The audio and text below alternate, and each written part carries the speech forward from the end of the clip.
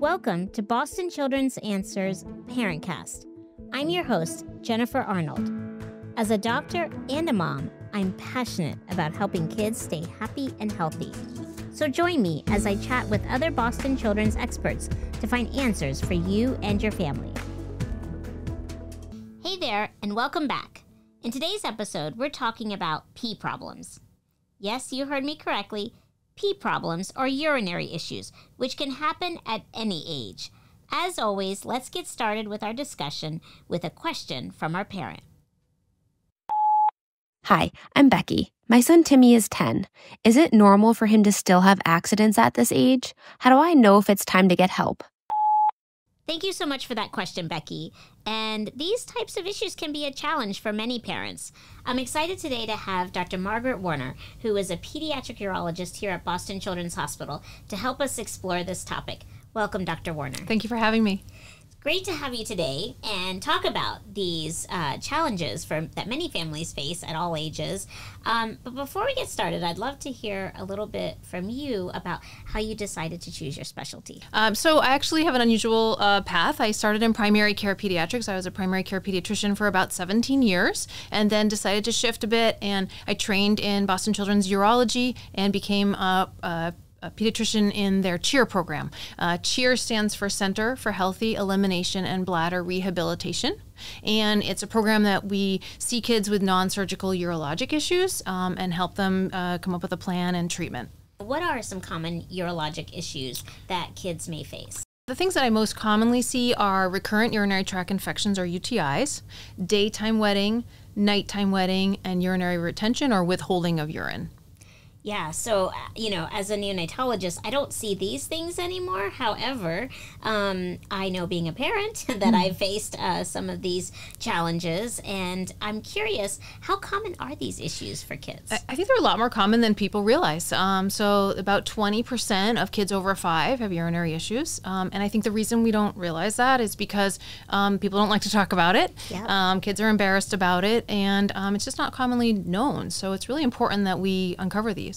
You brought up a really important point in that it's hard because we're not comfortable, and maybe many parents probably don't know at what age to be concerned. Right. When it comes to these issues. Yeah. Every parent is probably curious at what age, what things should they be worrying about from a urologic perspective. So how do you differentiate what's sort of normal at a particular age and what may be a medical concern? Yeah, that's a great question. So toilet training generally happens between about ages 2 and 4.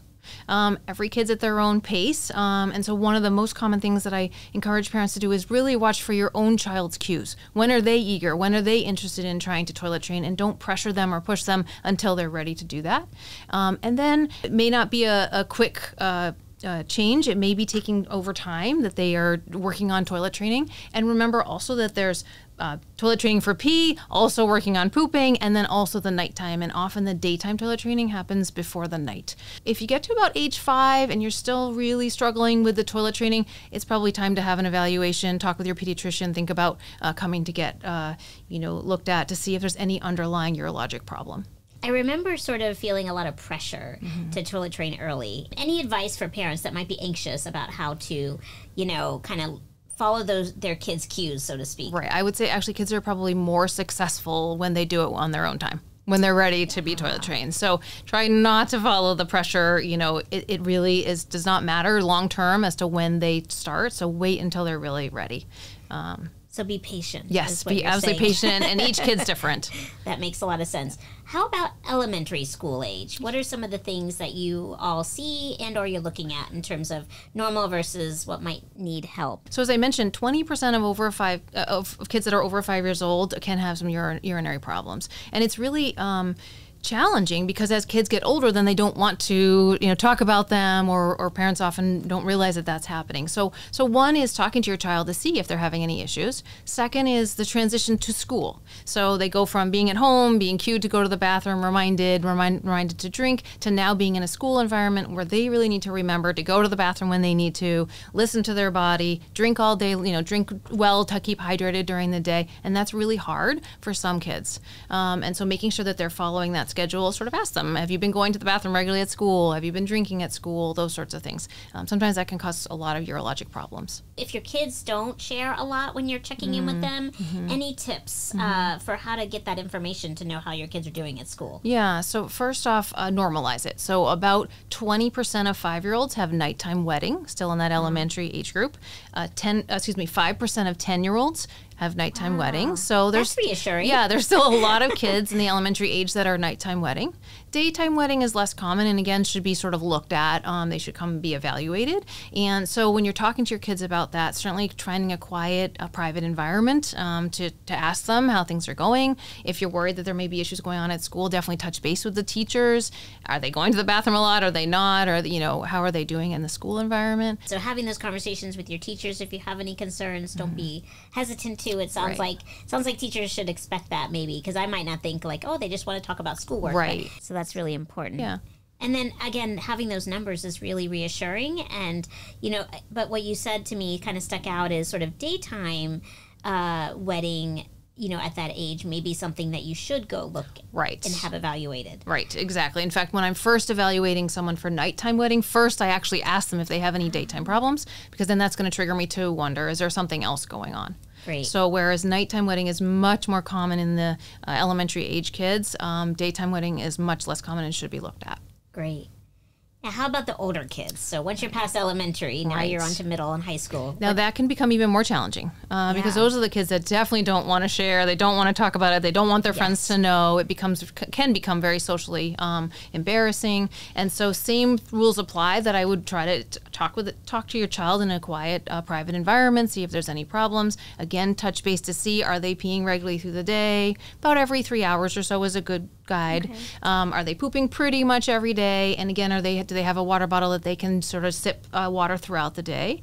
Other things to consider, so a lot of that age group, their teachers might not let them go to the bathroom, or maybe going class to class to class and they forget in between. So you might try to talk through their schedule with them, say, after math, you're going to just try to go. After lunch, you're going to try to go. Before you get on the bus, that sort of thing. So that it's just a routine and not always necessarily, I got to rush to the bathroom because I have to go right this minute. And so if they can get into that routine, that may make it better to manage things. Also, like I said, trying to encourage them to drink throughout the day and avoid bladder irritants. So older kids certainly get a lot into sodas, seltzers, juices, caffeinated beverages, so things that are going to irritate the bladder and cause more urinary issues. Yeah, so that's a good conversation to have with your older child, too, about sort of just good bladder hygiene, right? Absolutely. And health. Absolutely. Just to keep that. And not always waiting till I've got to go right this minute, but just trying every 3 to 4 hours, I got to go to the bathroom, see, fully empty your bladder and reset. It sounds like you're also sort of saying that we can train our bladder, maybe. Yeah, daytime, sure. Yeah, so to get used to trying to go on a regular basis. And certainly if you're drinking enough, you're probably going to need to be going about every 3-4 hours. So drinking enough, a lot of kids probably don't do a good job with that. I know as an adult, I don't. Right, exactly. Yeah, exactly. Yes. Yep, I'm very guilty of that. Yeah.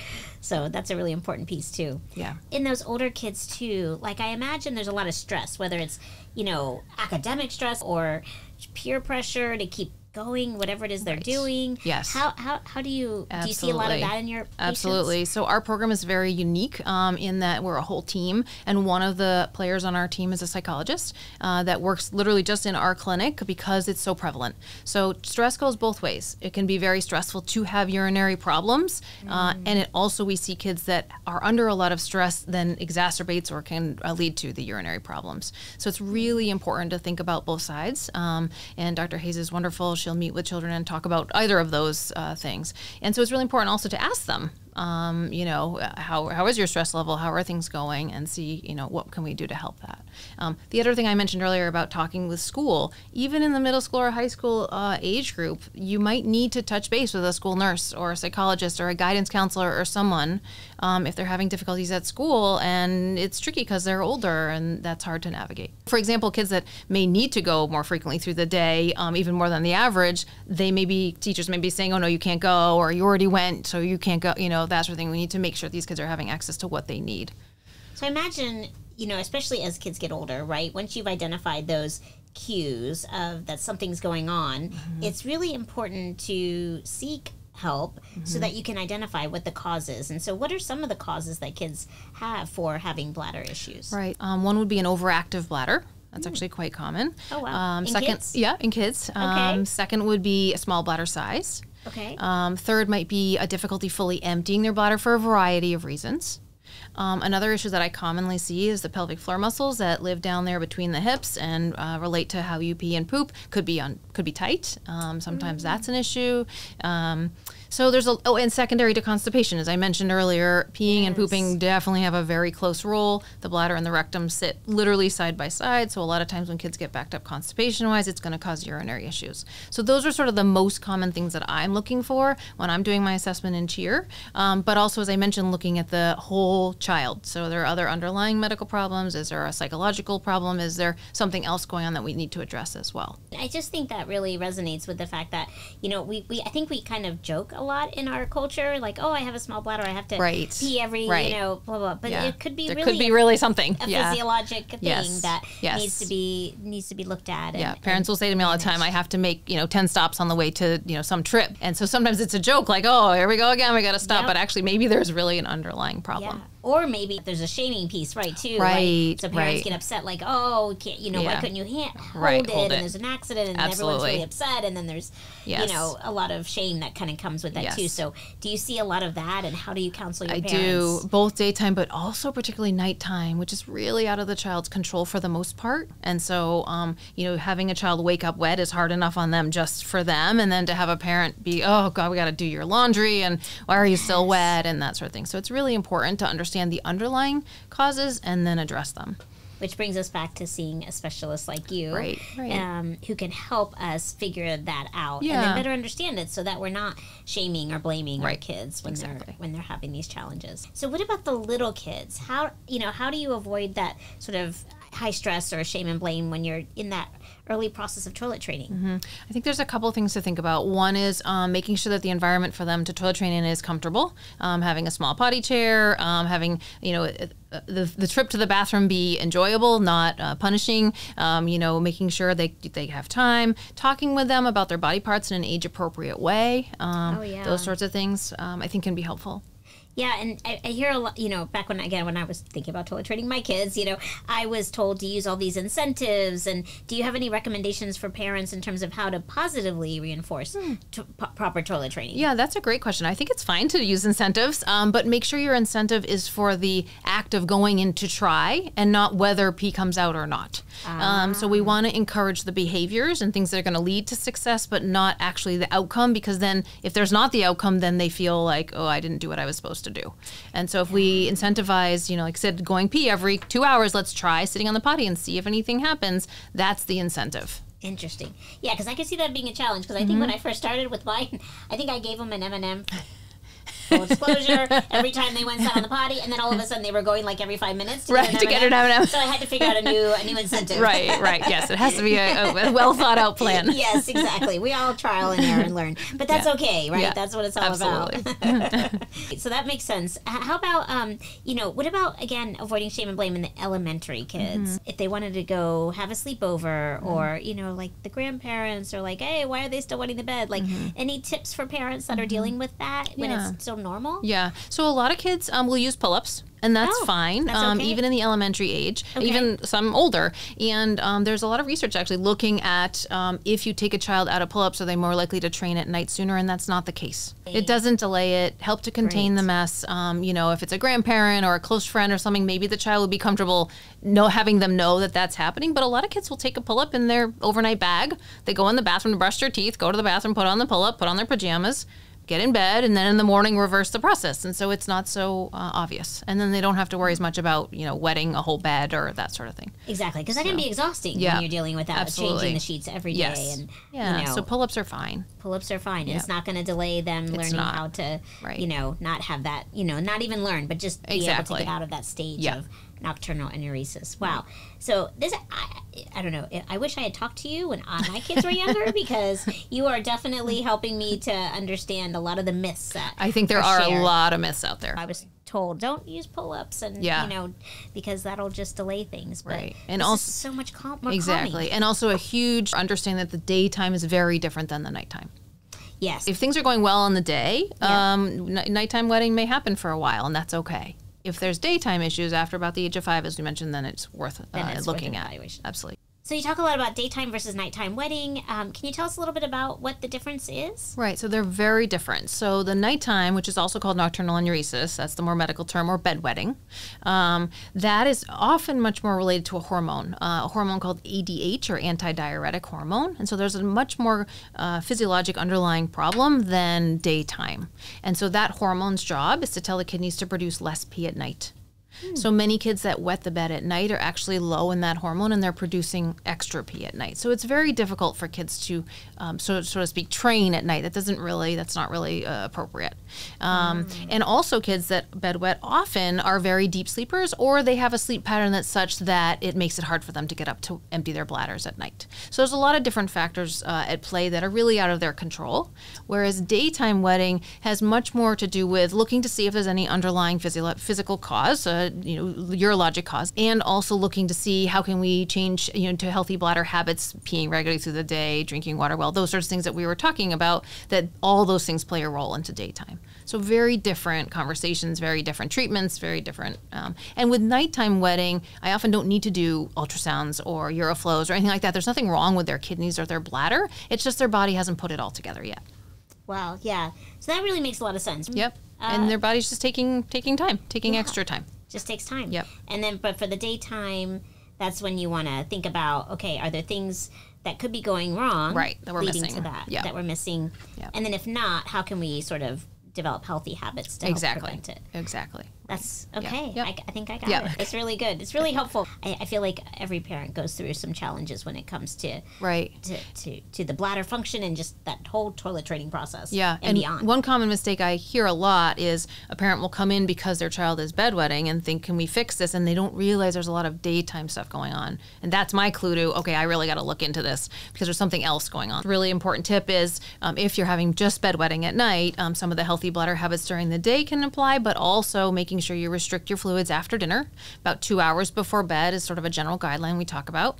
And making sure that your child is going to the bathroom right before bed. In fact, sometimes I'll say go half an hour before bed and then right before bed. Just taking time to fully empty their bladder. And then also making sure they're avoiding those bladder irritants I mentioned earlier, sodas, seltzers, juices, caffeinated beverages, anything like that in the evenings or at dinner time often can then trigger bedwetting at night.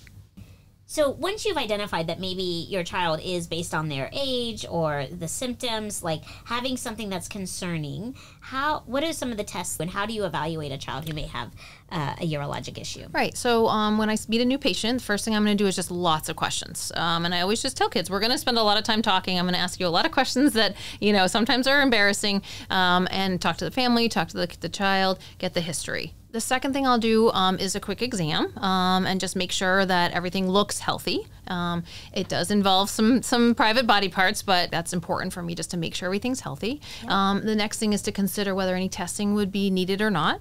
The most common tests I run, one would be a kidney bladder ultrasound, which is looking at the anatomy of the kidneys and the bladder. No pokes, no needles, just ultrasound based, no radiation. It's easy. Another test is called the uroflow. The uroflow is looking at the function of the bladder and how the pee comes out. And it's a special toilet that's in a private bathroom, and it also is, again, no pokes, no needles, nothing invasive. So both of those tests are pretty, manageable for the child. And I don't run them in everyone, but if it's a part of what's happening, it's really helpful. Yeah, it could be indicated, but not painful in any way. Right, exactly. So kids shouldn't be afraid to No, not at all. And I describe it to them, and I show them, what's going to happen, and I talk about it, and the bathroom is private. Their parent can go in with them if they need to. One of the things you mentioned earlier on in terms of what could be going on medically with a child is urinary tract infections. I think a lot of adults are very familiar with UTIs. Can you talk a little bit about what the signs are that a parent would need to know?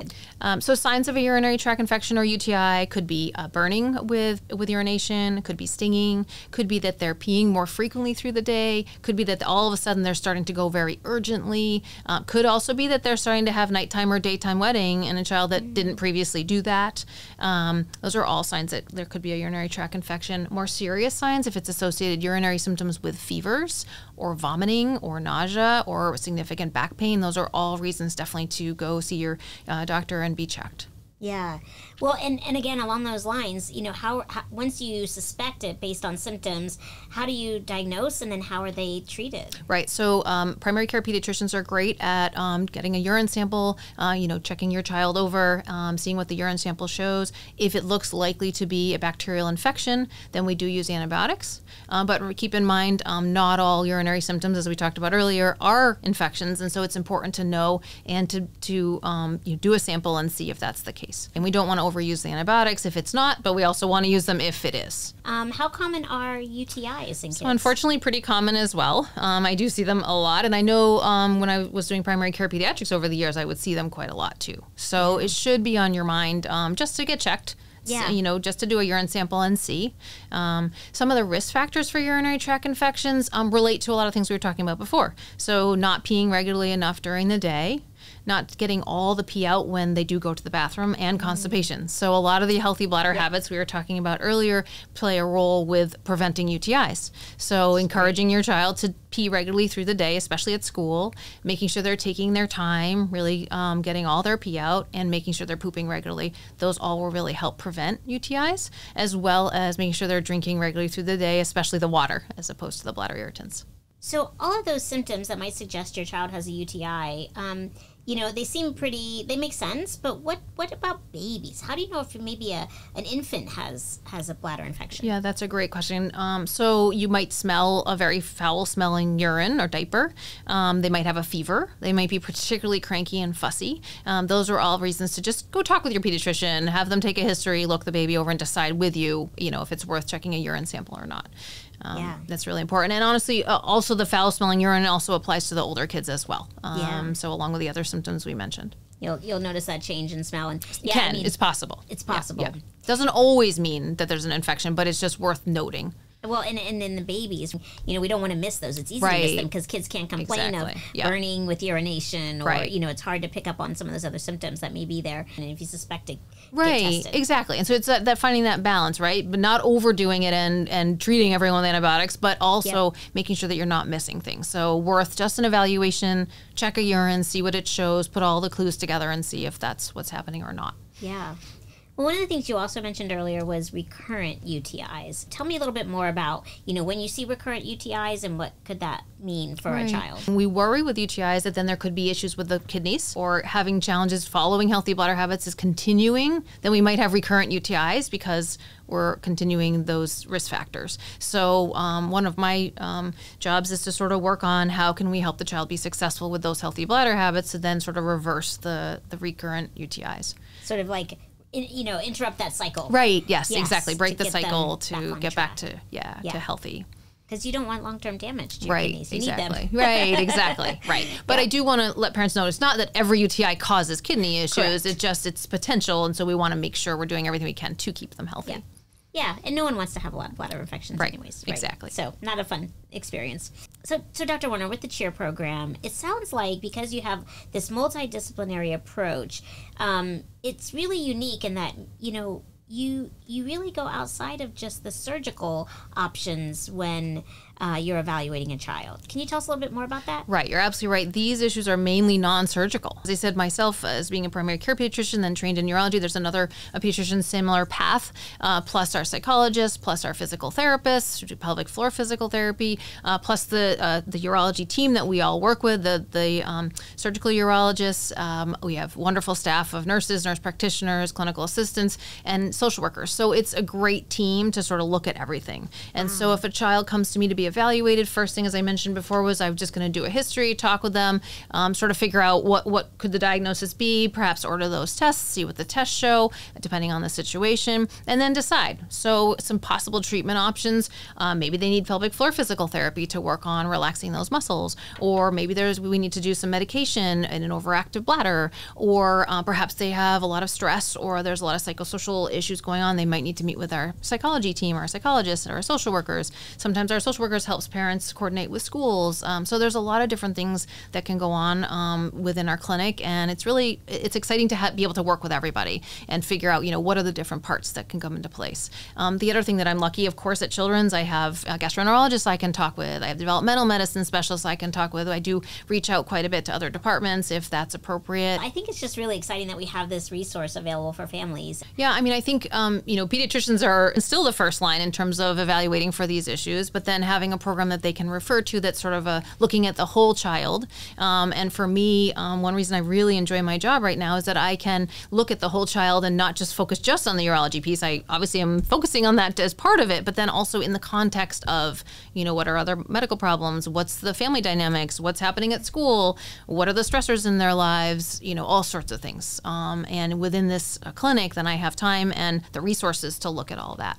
It's really exciting. So that's really optimizing care and helping to, keep kids back in the game of what it is that they need to be, which is being a kid. Yeah. It's great.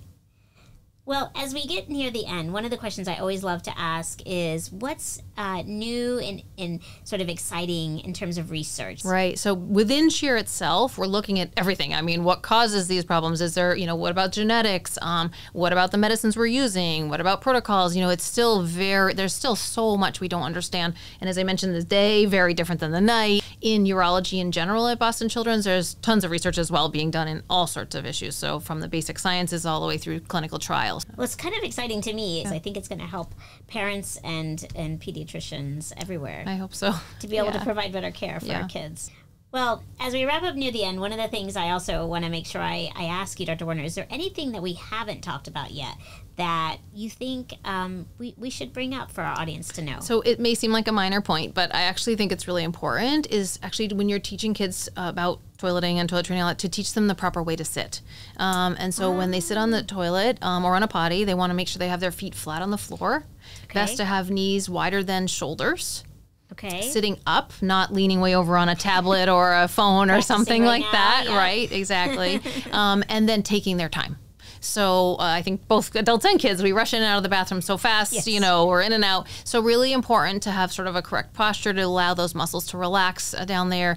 Take your time, even a couple deep breaths to sort of just let everything relax and make sure we get all our pee out. Because as we were talking about, leaving pee behind can trigger urinary tract infections, can trigger incontinence. It's really important. So I think that posture actually, sometimes it seems very simple, but it actually can play a significant role. So particularly for kids, I'm thinking about myself as a person of short stature and my kids, right? Like most of the time our feet are dangling when we're using the bathroom. So I imagine parents need to be thoughtful about when their kids are younger. Absolutely. How to support their feet and make that for sure. A stool, whatever can be that their feet are flat on something. So dangling off the toilet, not only does it probably not feel very safe, but also it's really hard to relax your muscles and just get a full pee out or pooping for that matter.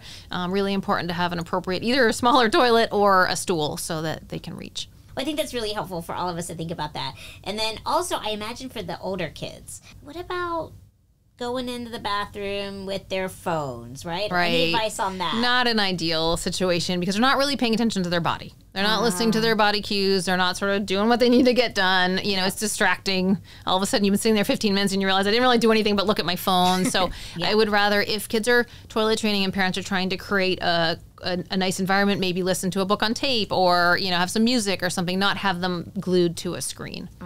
Which is probably good for both pooping and peeing. Right, exactly. So, for example, if someone's having trouble pooping and they do need to spend more time in the bathroom than the average, I'd rather they have some other means that they're, like I said, listening to something than staring at a screen. Now onto doctor's orders. So this is the part of the show, Dr. Werner, where we ask you to prescribe an action that parents, families can take to help raise healthy kids. Making sure your child is peeing regularly through the day, not withholding their urine too long. So a good goal is about every 3 hours or so. Making sure they're taking time to make sure they get all their pee out. Making sure they're pooping pretty much every day, soft, easy to pass stool, and making sure they're drinking well throughout the day. Those are really the keys to all of the things we've been talking about. That's great. That's really good preventative measures and things for parents to think about in terms of, asking their kid, hey, are we emptying everything out? And as they get older, when they're in the school environment, making sure they're doing that on their own. It's really great. Yeah. Well, thank you for all your insights today. Yeah, thank you for having me. Such an important topic that affects us all, and we can all stay healthier with thanks to you. Thank you. Great. Thanks again for listening to Boston Children's Answers Parentcast. And thank you to our guest parent, Becky, and our guest expert, Dr. Margaret Werner. As always, if you'd like to learn more about urinary issues in kids or other topics related to pediatrics, check us out at bostonchildrens.org. And don't forget to like and subscribe us on YouTube and wherever you listen to your podcasts.